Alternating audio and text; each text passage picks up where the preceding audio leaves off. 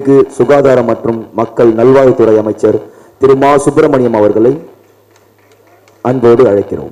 கண்ணியத்திற்குரிய காயிதே மில்லத் கல்லூரியின் 50வது பொன்விழா கொண்டாட்டத்தின் வருகை தந்திருப்பவர்களை வரவேற்று சிறப்பித்து விட்டிருக்கிற கல்லூரியின் முதல்வர் முனைவர் அப்துல் தவாப் அவர்களே, தலைமை பொறுப்பேற்று இந்த சீரிய நிகழ்ச்சியினை மிக சிறப்பாக நடத்தி கொண்டிருக்கின்ற கல்லூரியின் செயலாளர் மற்றும் தாளாளர் ஜனாப் எம்ஜி தாவூத் மியா கான் அவர்களே, இங்கே எனக்கு முன்னால் வாழ்த்தி உரையாற்றி சென்றிருக்கிற பெருமதிப்பிற்குரிய பள்ளி கல்வித்துறையின் அமைச்சர் மாண்பிற்கும் பேரன்பிற்கும் உரிய பண்பாளர் அன்பில் மகேஷ் பொய்யாமொழி அவர்களே, உயர்கல்வித்துறையின் அமைச்சர் பெருமதிப்பிற்குரிய கோவி செழியன் அவர்களே, நிகழ்ச்சியில் பங்கேற்று உரை நிகழ்த்தி வீற்றிருக்கின்ற சென்னை நீதிமன்றத்தின் மாண்புமை மேனாள் நீதியரசர் திரு KN பாஷா அவர்களே, வருகை தந்து சிறப்பித்திருக்கிற ஜனாப் முகமது அஷ்ரப் அவர்களே, பெருமதிப்பிற்குரிய ஜனாப் முகமது அலி அவர்களே, மரியாதைக்குரிய நிகழ்ச்சியில் பங்கேற்றிருக்கிற ஷாஹுல் ஹமீத் அவர்களே, இந்த சிறப்பான நிகழ்ச்சியில் பங்கேற்று பெருமைப்படுத்தி விட்டிருக்கின்ற சோழிங்கநல்லூர் தொகுதியின் சட்டப்பேரவை உறுப்பினர் பாராட்டுதலுக்குரிய செயல் வீரர் மக்கள் தொண்டர் அரவிந்த் ரமேஷ் அவர்களே, ஒன்றிய குழுவின் தலைவர் மரியாதைக்குரிய சங்கீதா பாரதிராஜன் அவர்களே, வருகை தந்து சிறப்பித்திருக்கிற உள்ளாட்சி அமைப்புகளைச் சேர்ந்த பிரதிநிதிகள் மரியாதைக்குரிய சிவபூஷணம் ரவி அவர்களே, வேதகிரி அவர்களே, வெங்கடேசன் அவர்களே, திரு கோபு அவர்களே, மோகனப்பிரியா சரவணன் அவர்களே, கல்பனா சுரேஷ் அவர்களே, வருகை தந்து சிறப்பித்திருக்கிற பெருமதிப்பிற்குரிய இதயதுல்லா அவர்களே, அன்பிற்கினிய தமிழ் அன்சாரி அவர்களே, வருகை தந்திருக்கின்ற பேராசிரியர் பெருமக்களே, மாணவ மாணவியர்களே, பத்திரிகை மற்றும் ஊடகவியலாளர்களே, உங்கள் அத்தனை பேருக்கும் முதலில் என்னுடைய நன்றி கலந்த வணக்கத்தினை தெரிவித்துக் கொள்கின்றேன். பொன்விழாவை கொண்டாடி கொண்டிருக்கின்ற இந்த கல்லூரி நிகழ்ச்சியில் நானும் நம்முடைய அமைச்சர் பெருமக்களோடு இங்கே கலந்து கொள்வதை என்னுடைய வாழ்நாள் பெருமைகளில் ஒன்றாக கருதுகின்றேன். தினந்தோறும் இது போன்ற ஏராளமான நிகழ்ச்சிகளில் கலந்து கொள்கிற வாய்ப்பு எங்களை போன்றவர்களுக்கு கிடைத்திருக்கிறது. இந்த காலை கூட ஓமந்தூரார் பன்னோக்கு மருத்துவமனையில் 8 கோடி ரூபாய் மதிப்பிலான ஒரு கேத்தலாப் கருவி ஒன்று இயக்கி வைத்துவிட்டு இந்த நிகழ்ச்சிக்கு வந்திருக்கிறோம். இதை முடித்து தமிழ்நாடு முழுவதிலும் குழந்தைகளுக்கு அல்பெண்டசோல் என்று சொல்லப்படுகிற ஒரு மாத்திரை அளிக்கிற குடற்புழு நீக்க மாத்திரை அளிக்கிற திட்டத்தை தொடங்கி வைக்க செல்லவிருக்கிறேன். அது முடித்து இன்று மாலை 4 மணிக்கு காயிதே மில்லத் நம்முடைய SIT கலைக்கல்லூரியில் மாணவியர்களுக்கு மாண்புமிகு தமிழ்நாட்டின் முதலமைச்சர் அவர்களின் உலகம் உங்கள் கையில் மடிக்கணினிகளை வழங்கும் நிகழ்ச்சிக்கு போக இருக்கிறேன். இப்படி பல்வேறு நிகழ்ச்சிகளில் கலந்து கொள்ளும் வாய்ப்பு தொடர்ச்சியாக எங்களுக்கு கிடைக்கப்பட்டிருந்தாலும் கண்ணியத்திற்குரிய காயிதே மில்லத் அவர்களுடைய பெயரால் இன்றைக்கு நடைபெற்றுக் கொண்டிருக்கிற பொன்விழாவை கண்டிருக்கிற இந்த கல்லூரியில் நடைபெறும் நிகழ்ச்சியில் கலந்து கொள்வது என்பது எங்கள் வாழ்நாள் பெருமை என்பதை மகிழ்ச்சியோடு தெரிவித்துக் கொள்ள கடமைப்பட்டிருக்கின்றேன். பெருமதிப்பிற்குரிய அன்பில் மகேஷ் அவர்களும் மரியாதைக்குரிய நீதியரசர் பாட்ஷா அவர்களும் இங்கே பேசும்போது கல்லூரியின் சிறப்புகளை மிக தெளிவாக எடுத்து சொல்லியிருக்கிறார்கள். பெருமதிப்பிற்குரிய மகாவீர் இன்றைக்கு AM ஜெயின் கல்லூரியின் முதல்வராக இருந்தவர் இந்த கல்லூரியின் முன்னாள் மாணவர் என்பது நாம் மகிழ்ச்சி அடையக்கூடிய ஒன்று. அவரை போன்ற ஏராளமான கல்வியாளர்களை உருவாக்கி இருக்கிற கல்லூரி நிர்வாகமாக இந்த நிர்வாகம் இருந்து கொண்டிருக்கிறது. டைம்ஸ் ஆஃப் இந்தியா என்கின்ற புகழ்பெற்ற அந்த பத்திரிகையின் பொது மேலாளர் அன்பிற்கினிய நண்பர் திரு மையப்பன் அவர்களும் இந்த கல்லூரியில் தான் பயின்றார் என்பது ஒரு சிறந்த பத்திரிகையாளர்களை உருவாக்கிய கல்லூரியாகவும் இந்த கல்லூரி இருந்து கொண்டிருக்கிறது என்பதற்கு இதுவும் ஒரு உதாரணமாக எடுத்துக்கொள்ளலாம். இதேபோல்தான் ஏராளமான கல்வியாளர்கள் மற்றும் அரசு உயர் அலுவலர்களை தந்திருக்கிற கல்லூரியாக இந்த கல்லூரி இன்றைக்கு இருந்து கொண்டிருக்கிறது. இங்கே உரையாற்றியவர்கள் எல்லாம் எடுத்து சொன்னதை போல மாண்புமிகு தமிழ்நாட்டின் முதலமைச்சர் அவர்கள் உயர்கல்வி தேர்ச்சி விகிதத்தில் ஆனாலும் சரி, உயர்கல்வி சேர்க்கை விகிதத்தில் ஆனாலும் சரி, இந்தியாவில் தமிழ்நாடு இன்றைக்கு முதன்மை மாநிலமாக இருந்து கொண்டிருக்கிறது என்றால் தமிழ்நாடு அரசின் திட்டங்கள் மாணவர்களுக்கான திட்டங்கள் தான் என்பதை நீங்கள் நன்றாக அறிவீர்கள். அன்புக்கினிய மகேஷ் பொய்யாமொழி அவர்கள் எடுத்து சொன்னதைப் போல நான் முதல்வன் என்கின்ற அந்த திட்டத்தின் மூலம் திறன் மேம்பாட்டு பயிற்சி போன்ற பல்வேறு விஷயங்களை எடுத்து சொல்லி பல்வேறு வெளிநாடுகளில் பணியாற்றுவதற்கும் பயிற்சி பெறுவதற்கும் அங்கே சிறந்த வகையில் ஆராய்ச்சி கல்வியை மேற்கொள்வதற்குமாக வாய்ப்புகளை ஏற்படுத்தி அதன் மூலம் இன்றைக்கு மாணவ சமுதாயத்தைச் சேர்ந்தவர்கள் 42 லட்சம் பேர் இந்த அரசினால் பயன்பெற்றிருக்கிறார்கள் என்பது ஒரு மிக சிறந்த ஒரு பாராட்டுக்குரிய ஒன்று. அதேபோல்தான் ஜப்பான் டோக்கியோவில் இருக்கிற கியோட்டோ பல்கலைக்கழகத்தில் பயிற்சி பெறுவதற்கும் நம்முடைய மாணவ மாணவியர்களை இந்த அரசு அனுப்பி இருக்கிறது. அது மட்டுமல்ல, ஜப்பானில் ஏறத்தாழ ஒரு 20 பேருக்கு ஆண்டொன்றுக்கு 20 லட்சம் ரூபாய் சம்பளத்துடன் கூடிய வேலை வாய்ப்பையும் நான் முதல்வன் பெற்று தந்திருக்கிறது. இப்படி அந்த நான் முதல்வன் திட்டத்தின் மூலம் 42 லட்சம் மாணவ மாணவியர் இன்றைக்கு பயன்பெற்றிருக்கிறார்கள் என்றால் இந்தியாவில் மட்டுமல்ல உலக அளவில் உயர்கல்வியில் பயின்ற மாணவர்களுக்கான வாய்ப்புகள் என்பது தமிழ்நாட்டில் எந்த அளவுக்கு இருக்கிறது என்பதற்கு இது ஒரு உதாரணம். நான் முதல்வன் தமிழ், அதே போல இன்றைக்கு புதுமை பெண், தமிழ் புதல்வன் ஆகிய 2 திட்டங்கள் உங்களுக்கு நன்றாக தெரியும். அரசு பள்ளிகளில் படித்த மாணவ மாணவியர் உயர்கல்வியில் சேர்வதற்கு ஒரு திட்டத்தை அறிவித்தார் நம்முடைய முதல்வர் அவர்கள். ஒவ்வொரு உயர்கல்வியை சேர்கிற மாணவரும், குறிப்பாக கலைக்கல்லூரிகளில் சேர்பவர்கள், BA, BCom, BSc போன்ற இளங்கலை வகுப்புகளில் படிப்பவர்களுக்கு 36,000 ரூபாயும், பொறியியல் பட்டப்படிப்பு படிப்பவர்களுக்கு 48,000 ரூபாயும், மருத்துவம் சார்ந்த படிப்புகளை படிப்பவர்களுக்கு 60,000 ரூபாயும், டிப்ளமோ பயில்பவர்களுக்கு 24,000 ரூபாயும், இன்றைக்கு அவர்களுடைய உயர்கல்விக்கு உறுதுணையாக இருக்கிற வகையில் மாதந்தோறும் 1000 ரூபாய் தருகிற திட்டத்தை இன்றைக்கு முதல்வர் அவர்கள் தொடங்கி வைத்து அதன் மூலம் இன்றைக்கு பயன்பட்டுக் கொண்டிருக்கிற மாணவர்களுடைய எண்ணிக்கை 12 லட்சம் பேர். 12 லட்சம் மாணவ மாணவியர் இன்றைக்கு மாதந்தோறும் 1000 ரூபாய் பெற்று உயர்கல்வியை தொடர்ந்து கொண்டிருக்கிறார்கள். இதே கல்லூரியில் கூட புதுமை பெண் என்கின்ற திட்டத்தின் மூலம் 618 மாணவிகள் மாதந்தோறும் 1000 ரூபாய் பெற்று மகிழ்கிறார்கள் என்பதை மகிழ்ச்சியோடு நினைவு கூற கடமைப்பட்டிருக்கின்றேன். புதுமை பெண் திட்டத்தில் ஒரு 618 மாணவிகளும், தமிழ் புதல்வன் திட்டத்தில் 595 மாணவிகளும் இன்றைக்கு இந்த கல்லூரியிலும் கூட பயன்பெற்று வருகிறார்கள் என்பதை மகிழ்ச்சியோடு நான் இங்கே தெரிவித்துக் கொள்ளுகின்றேன்.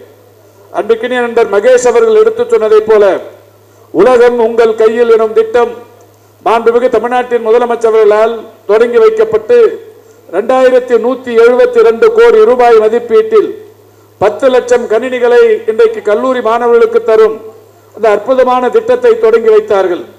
அந்த திட்டத்தின்படி கூட இந்த கல்லூரியில் 3ஆம் ஆண்டு பயில்கிற மாணவர்கள் மடிக்கணினி பெற்றிருப்பது 486 மாணவர்கள் மடிக்கணினிகளை பெற்றிருக்கிறீர்கள்.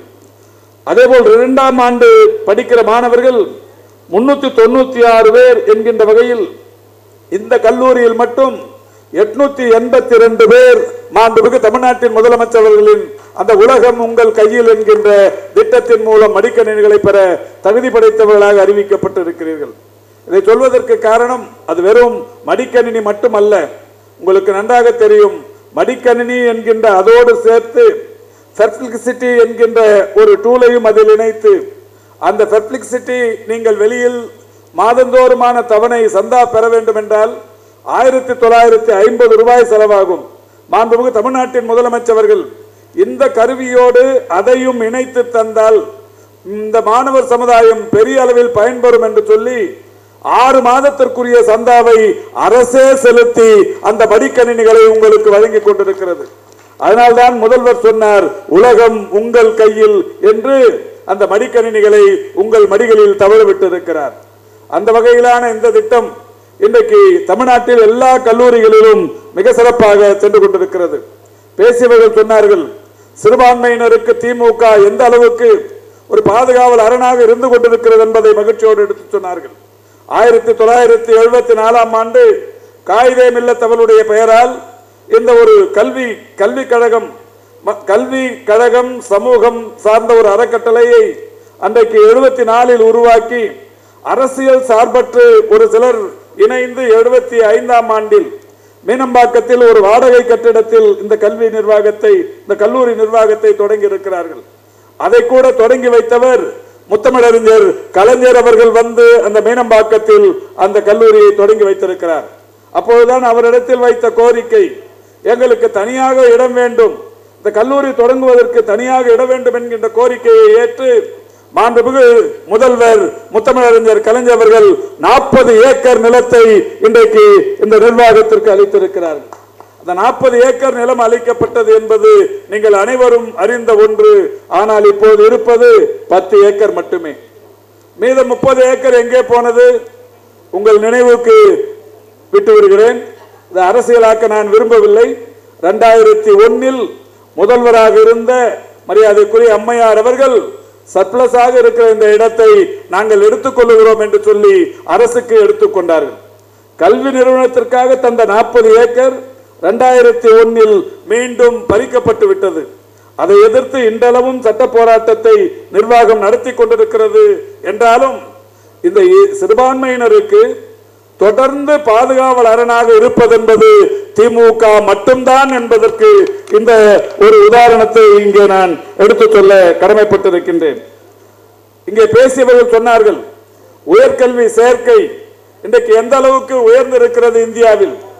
தமிழ்நாட்டில் உயர்கல்வி சேர்க்கை குறித்து அண்மையில் வந்த ஒரு புள்ளி விவரம் சொல்லி இருக்கிறது. இந்தியா எக்கனாமிக் சர்வே 2024-25 என்கின்ற அந்த சர்வேயில் சொல்லப்பட்டிருக்கிற ஒன்று, தமிழ்நாட்டில் உயர்கல்வியில் சேர்பவருடைய எண்ணிக்கை 47%. 47% பேர் தமிழ்நாட்டில் உயர்கல்வியில் சேருகிறார்கள். அதுவே ஒன்றிய அளவில், இந்திய அளவில் எவ்வளவு பேர் உயர்கல்வியில் சேர்க்கை இருக்கிறது என்றால் 28.4%.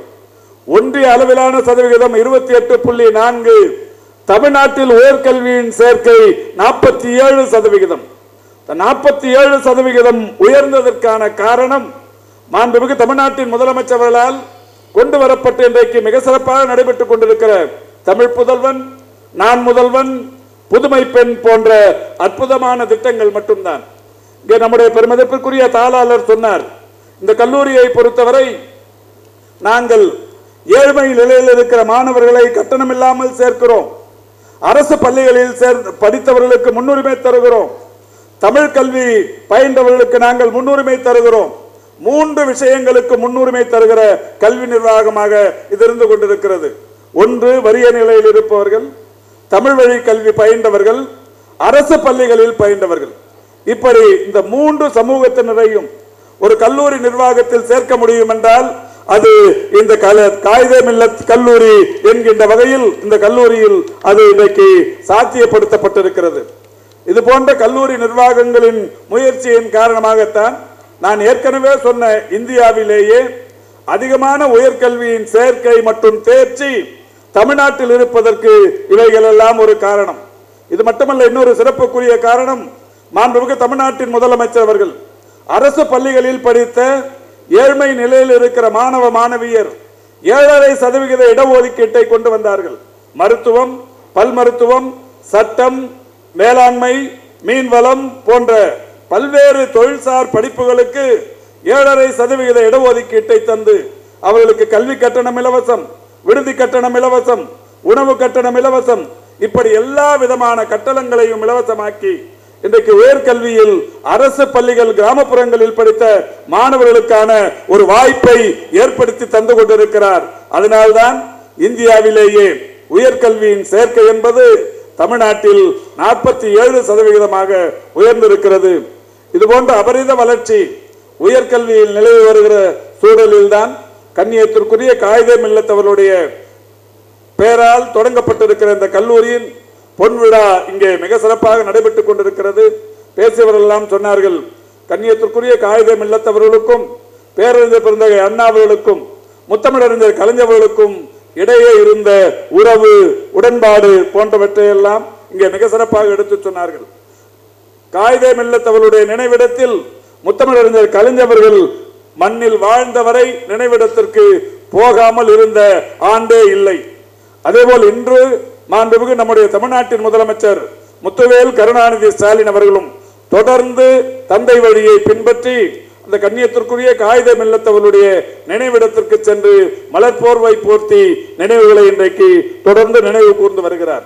இப்படி கண்ணியத்திற்குரிய காயிதே மில்லத் அவர்களுடைய பெயரை அண்ணா சாலையில் இருக்கிற அரசு கலைக்கல்லூரிக்கு பெயர் வைத்திருக்கிறார். இங்கே இந்த கல்லூரிக்கு 40 ஏக்கர் இடம் தந்திருக்கிறார். இது மட்டுமல்ல, அவருடைய பெயரால் ஏராளமான விஷயங்களை நம்முடைய இஸ்லாமிய பெருமக்கள் மகிழ்ச்சி உறுகிற அளவுக்கு செய்து தந்திருக்கிறார் என்பதை பெருமதிப்பிற்குரிய நீதியரசர் இங்கே மிக தெளிவாக எடுத்து சொல்லியிருக்கிறார்கள்.